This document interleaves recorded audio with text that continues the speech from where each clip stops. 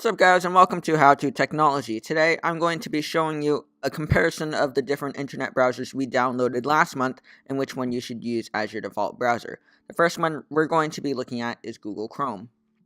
A quick rundown of the pros and cons of Google Chrome.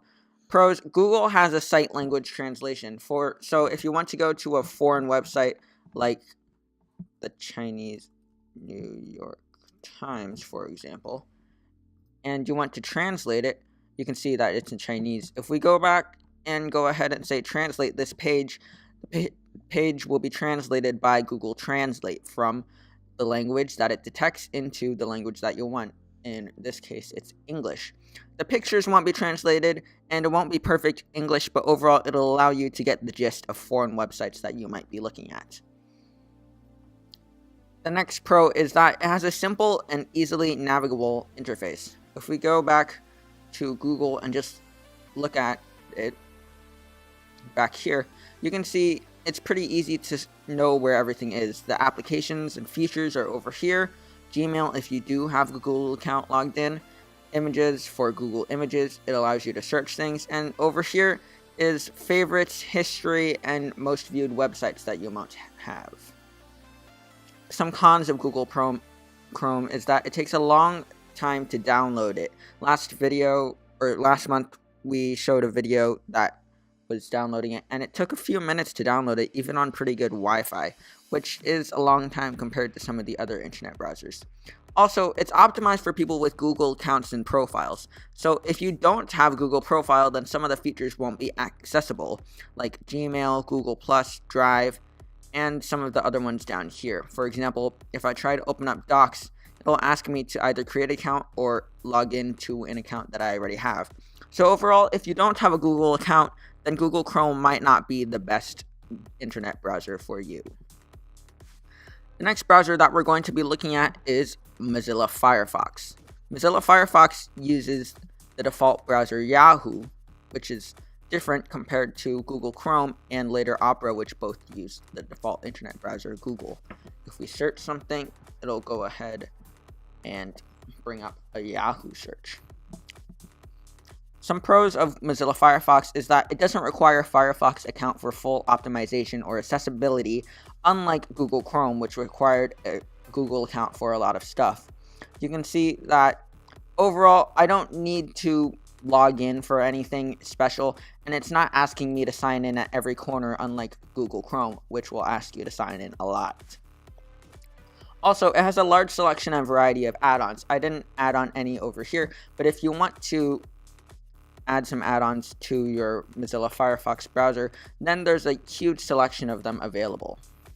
Some cons of Mozilla Firefox are that it has a very long download time, just like Google Chrome. It took a few minutes to download even on good Wi-Fi, taking about the same amount as Google Chrome, unlike some of the other browsers, again, which take a lot quicker.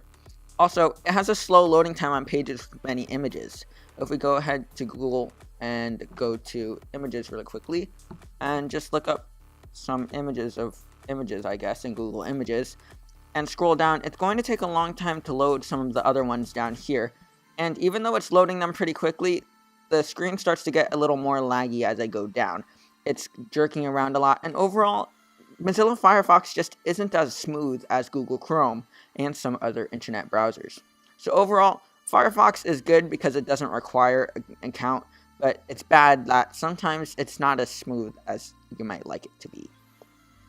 The final browser we're going to be looking at is the last one we downloaded last month, Opera.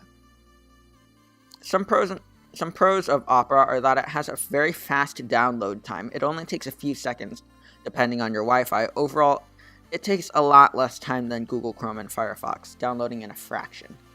Also, it's boasts being a safe and secure web browser, so you don't need to worry about being hacked as much as Google Chrome, Mozilla Firefox, and some other browsers. Some cons of Opera are that some helpful features are missing, such as parental controls, and you can see that these are the features, but there's not as many applications and features as you saw in the other two. Although it still has the favorites, history, most viewed, and these things down here, it's still missing some things that seem to be standard for Google and Mozilla Firefox. Also, it has compatibility issues with some sites. I wasn't able to find any, but if you do go to a site and see that it's not loading correctly, it might be just because it's Opera and you need to use different internet browsers such as Google Chrome, Firefox, or even Safari.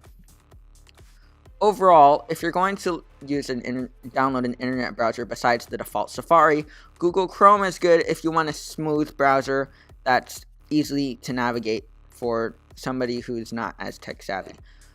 Mozilla Firefox would be good if you don't want to have or make any accounts that you might need and still want to have the same amount of applications and features.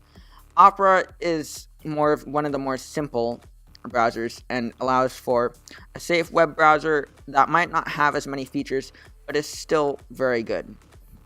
Thanks for watching this video. If you like this video, hit the like button. If you want to see more monthly videos about computer technology, hardware, and software, please subscribe.